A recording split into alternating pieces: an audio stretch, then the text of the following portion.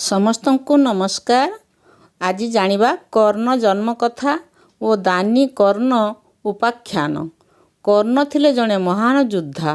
ମହାଭାରତ ଯୁଦ୍ଧରେ କୃଷ୍ଣ ମଧ୍ୟ ତାଙ୍କୁ ପ୍ରଶଂସା କରିଛନ୍ତି। କିନ୍ତୁ ସେ ରାଜମାତାଙ୍କ ପୁତ୍ର ହୋଇ ମଧ୍ୟ ସୁତପୁତ୍ର ଭାବରେ ପରିଚିତ। କର୍ଣ୍ଣଙ୍କର ଜନ୍ମ ରହସ୍ୟମୟ। କୁନ୍ତଭୁଜ ରାଜାଙ୍କ ଝିଅ କୁନ୍ତୀ ଋଷି ଦୁର୍ବାସାଙ୍କୁ ସେବା କରି ଏକ ବରଣମାଳ ପାଇଥିଲେ। ସେହି ବରଣମାଳ ଧରି ସେ ଯାହାକୁ ଡାକିବେ ସେ ତାଙ୍କୁ ସ୍ୱାମୀ ରୂପେ ପାଇପାରିବେ ବୋଲି ଋଷି ତାଙ୍କୁ କହିଥିଲେ। କିନ୍ତୁ ସେତେବେଳେ କୁନ୍ତୀ ବହୁତ ଛୋଟ ଥିଲେ।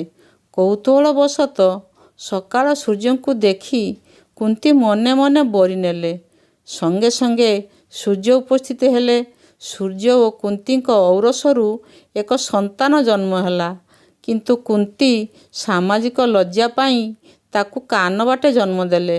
କାନକୁ କର୍ଣ୍ଣ କହନ୍ତି। ତେଣୁ ସୂର୍ଯ୍ୟଦେବ ତାର ନାମ ଦେଲେ କର୍ଣ୍ଣ। ଲୋକଲଜ୍ଜାରେ କୁନ୍ତୀ ପୁତ୍ରଟିକୁ କାଠପେଡ଼ିରେ ରଖି ନଦୀରେ ଭସାଇ ଦେଲେ।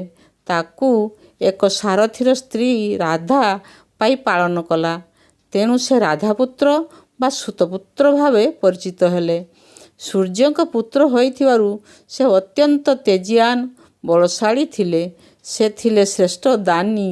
ଦାନ ଦେବାକୁ ଶପଥ କରି ସେ ତାଙ୍କ ପିତା ଦେଇଥିବା କବଚ କୁଣ୍ଡଳ ମା କୁନ୍ତୀକୁ ଦେଇଦେଲେ ଓ ମହାଭାରତ ଯୁଦ୍ଧରେ ପରାଜିତ ହୋଇଥିଲେ।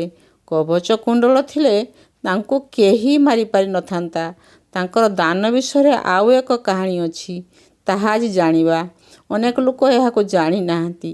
ଥରେ ଭଗବାନ ବିଷ୍ଣୁ ଏକ ବ୍ରାହ୍ମଣ ବେଶରେ କର୍ଣ୍ଣଙ୍କ ପାଖରେ ପହଞ୍ଚିଲେ। ବୃଦ୍ଧ ବ୍ରାହ୍ମଣ। ଆଖିକୁ ଦେଖାଯାଉନି। ଦାନ୍ତ ସବୁ ପଡ଼ିଗଲାଣି। ଚାଲିବାକୁ ବଳ ନାହିଁ। କର୍ଣ୍ଣଙ୍କୁ କହିଲେ, ହେ ମହାଦାନୀ, ମୋର ତୀର୍ଥ ବୁଲିବାକୁ ବହୁତ ଇଚ୍ଛା ହେଉଛି। କିନ୍ତୁ ବୟସ ଅଧିକ ହେତୁ ଚାଲିପାରୁନାହିଁ। କିଛି ଦିନ ପାଇଁ ତୁମ ଯୌବନଟାକୁ ଯଦି ଦିଅନ୍ତ ମୁଁ ଖୁସିରେ ବୁଲି ପାରନ୍ତି। ତୀର୍ଥରୁ ଫେରିଲେ ଫେରାଇ ଦିଅନ୍ତି। କର୍ଣ୍ଣ ସଙ୍ଗେ ସଙ୍ଗେ ରାଜି ହୋଇଗଲେ। କହିଲେ, ଏବେ ମୋ ଠାରୁ ନେଇଯାଇପାରନ୍ତି। ହଠାତ୍ ଭଗବାନ ତାଙ୍କର ନିଜ ରୂପ ଦେଖାଇଲେ। କହିଲେ, ମୁଁ ତୁମକୁ ପରୀକ୍ଷା କରିବାକୁ ଆସିଥିଲି। କର୍ଣ୍ଣ ଭଗବାନଙ୍କ ପାଦ ତଳେ ଲୋଟିଗଲେ। ଆଉ ଏକ କାହାଣୀ ଅଛି, ଜାଣିବା। ଆଉ ଥରେ ବିଷ୍ଣୁ ସୁନ୍ଦର ବ୍ରାହ୍ମଣ ରୂପ ଧାରଣ କରି କର୍ଣ୍ଣଙ୍କ ଦ୍ୱାରରେ ପହଞ୍ଚି ବେଦ ଉଚ୍ଚାରଣ କଲେ। ସଙ୍ଗେ ସଙ୍ଗେ କର୍ଣ୍ଣ ପହଞ୍ଚି ତାଙ୍କ ପାଦ ଧୋଇ ତାଙ୍କୁ ଆସନରେ ବସାଇଲେ। କର୍ଣ୍ଣଙ୍କ ସ୍ତ୍ରୀ ଚନ୍ଦ୍ରାବଳୀ ଓ ଏକମାତ୍ର ପୁତ୍ର ବିଶିକେଶନ ଆସି ତାଙ୍କ ପାଦ ପୂଜା କଲେ। କର୍ଣ୍ଣ ହାତ ଯୋଡ଼ି କହିଲେ, ହେ ବ୍ରାହ୍ମଣ ମହାରାଜ, ଆପଣ କେଉଁ କାରଣରୁ ମୋ ପାଖକୁ ଆସିଛନ୍ତି? ଧନ ରତ୍ନ ଯାହା ଇଚ୍ଛା ମାଗି ନିଅନ୍ତୁ।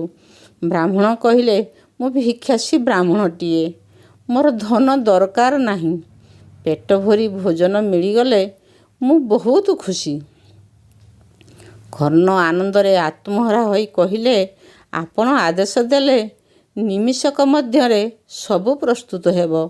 ବ୍ରାହ୍ମଣ କହିଲେ, ମୋର ଭୋଜନ ତୁମ ପକ୍ଷରେ ଯୋଗାଡ଼ କରିବା ବହୁତ କଷ୍ଟକର ହେବ। କର୍ଣ୍ଣ କହିଲେ, ସାମାନ୍ୟ ଖାଇବା କଥା, ତାହା ପୁଣି କର୍ଣ୍ଣ ପକ୍ଷରେ ଅସମ୍ଭବ। ଆପଣ ଆଦେଶ ଦିଅନ୍ତୁ। ବ୍ରାହ୍ମଣ କହିଲେ, ମୋର ଖାଦ୍ୟ ପାଇଁ ଯଦି ଏତେ ଆଗ୍ରହ ତେବେ ତ୍ରିବାର ସତ୍ୟ କର।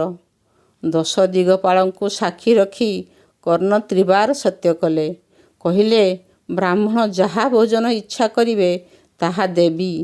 ଏହାପରେ ବ୍ରାହ୍ମଣ କହିଲେ, ମୁଁ କେବଳ ମଣିଷ ମାଂସ ଭୋଜନ କରିବି। ତାହା ପୁଣି ତୁମ ପୁତ୍ର ବିଶିକେଶନର। ତୁମେ 2 ଜଣ ପୁତ୍ରକୁ ହତ୍ୟା କରିବ। ତୁମ ସ୍ତ୍ରୀ ନିଜେ କଟା ମାଂସକୁ ରାନ୍ଧି ମୋତେ ଖାଇବାକୁ ଦେବ। ନହେଲେ ମୁଁ ଫେରିଯିବି। ବ୍ରାହ୍ମଣଙ୍କ ଦାନ କଥା ଶୁଣି କର୍ଣ୍ଣ ବିଚଳିତ ହେଲେ ନାହିଁ। ଭାବିଲେ, ନିଜ ପୁତ୍ରକୁ ହତ୍ୟା କରିବେ ପଛେ ସତ୍ୟଭଗ୍ନ ହେବେ ନାହିଁ। ରାଣୀ ମଧ୍ୟ ଅବିଚଳିତ। ପୁତ୍ର ବିଶିକେଶନ ଏହା ଶୁଣି ଖୁସିରେ ନାଚିଲା। କହିଲା, ମା, ମୋ ମାଂସ ବ୍ରାହ୍ମଣଙ୍କ ଭୋଜନରେ ଲାଗିବ। ମୋ ଜୀବନ ଧନ୍ୟ ହୋଇଯିବ। ଏହା ଶୁଣି କର୍ଣ୍ଣ ଓ ଚନ୍ଦ୍ରାବଳୀ ପୁତ୍ରକୁ କୁଣ୍ଢାଇ ପକାଇଲେ। ଏହାପରେ ସେମାନେ ପୁତ୍ରକୁ ହତ୍ୟା କରିବାକୁ ଯାଉଛନ୍ତି। ଏହି ସମୟରେ ସୁଦର୍ଶନ ଚକ୍ର ସମସ୍ତଙ୍କ ଅଗୋଚରରେ ବିଶିକେଶନକୁ ନେଇଗଲେ। ତାଙ୍କ ସ୍ଥାନରେ ମାୟାର ବିଶିକେଶନ ଠିଆ କରେଇଦେଲେ। ଏହାପରେ କର୍ଣ୍ଣ ଓ ଚନ୍ଦ୍ରାବଳୀ ପୁତ୍ରକୁ ହତ୍ୟା କଲେ ଓ ରାନ୍ଧିବା ପାଇଁ ରୋଷେଇ ଘରକୁ ନେଲେ। ମା ମନ ବିକଳ ହେବାରୁ ପୁତ୍ରର କଟା ମୁଣ୍ଡକୁ ଲୁଚେଇ ଦେଇ ବାକି ମାଂସକୁ ରାନ୍ଧି ବ୍ରାହ୍ମଣକୁ ଖାଇବାକୁ ଦେଲେ। ବ୍ରାହ୍ମଣ ରାଗରେ ଗର୍ଜନ କରି ଉଠିଲେ। କହିଲେ, ମୁଁ ଖାଇବି ନାହିଁ। ରାଣୀ ମୁଣ୍ଡକୁ ଲୁଚାଇ ରଖିଛନ୍ତି, ଯାହାକି ମୁଁ ଖାଇବାକୁ ବେଶୀ ଭଲ ପାଏ। ମୁଁ ଚାଲିଲି, ସତ୍ୟଭଗ୍ନ ହେବାରୁ ତୁମେ ନର୍କକୁ ଯିବ। ଏହା ଶୁଣି କର୍ଣ୍ଣ ବ୍ରାହ୍ମଣଙ୍କ ପାଦ ତଳେ ପଡ଼ି କ୍ଷମା ମାଗିଲେ ଓ ରାଣୀ ଲୁଚେଇ ରଖିଥିବା ମୁଣ୍ଡକୁ ଛେଚି ତରକାରୀ ତିଆରି କଲେ। ବ୍ରାହ୍ମଣ ଭୋଜନରେ ବସିବା ବେଳେ ପୁଣି ପାଟି କଲେ। କହିଲେ, ମୁଁ ଏକା ଖାଇବି ନାହିଁ। ମୋର ସନ୍ଦେହ ହେଉଛି ତୁମେ ଏଥିରେ ଜହର ମିଶେଇ ଦେଇଥିବ। ତୁମେମାନେ ମଧ୍ୟ ମୋ ସହିତ ଖାଇବ। ଏହାପରେ କର୍ଣ୍ଣ ଓ ଚନ୍ଦ୍ରାବଳୀ ଦୁଇଟି ଥାଳିରେ ପୁଣି ଖାଦ୍ୟ ବାଢ଼ିଲେ। ବ୍ରାହ୍ମଣ କହିଲେ, ଆଉ ଗୋଟିଏ ଥାଳି ବାଢ଼, ତାହା ତୁମ ପୁତ୍ର ପାଇଁ। କର୍ଣ୍ଣ କହିଲେ, ମୋର ଗୋଟିଏ ମାତ୍ର ପୁତ୍ର ଥିଲା, ଯାହାକୁ ଆମେ ହତ୍ୟା କରି ତରକାରୀ ତିଆରି କରିଛୁ। ଆପଣ ଭୋଜନ କରନ୍ତୁ। ବ୍ରାହ୍ମଣ କହିଲେ, ମୁଁ କହୁଛି, ତୁମେ ପୁତ୍ରକୁ ଡାକ, ସେ ନିଶ୍ଚୟ ଆସିବ। ଏହା ଶୁଣି କର୍ଣ୍ଣ ଡାକିଲେ, ବାବୁ ବିଶି, କେଉଁଠି ଅଛୁ? ଶୀଘ୍ର ଆ, ଆମ ସହିତ ଖାଇବୁ। ହଠାତ୍ ବିଶିକେଶନ ସେଠାରେ ପହଞ୍ଚି ବାପା ମାଆଙ୍କ କୋଳରେ ବସି ପଡ଼ିଲା। ବାପା ମା ଆନନ୍ଦରେ ପୁତ୍ରକୁ କୁଣ୍ଢେଇ ପକାଇ ଚାହିଁଲା ବେଳକୁ ବ୍ରାହ୍ମଣ ଆଉ ସେଠାରେ ନାହାନ୍ତି।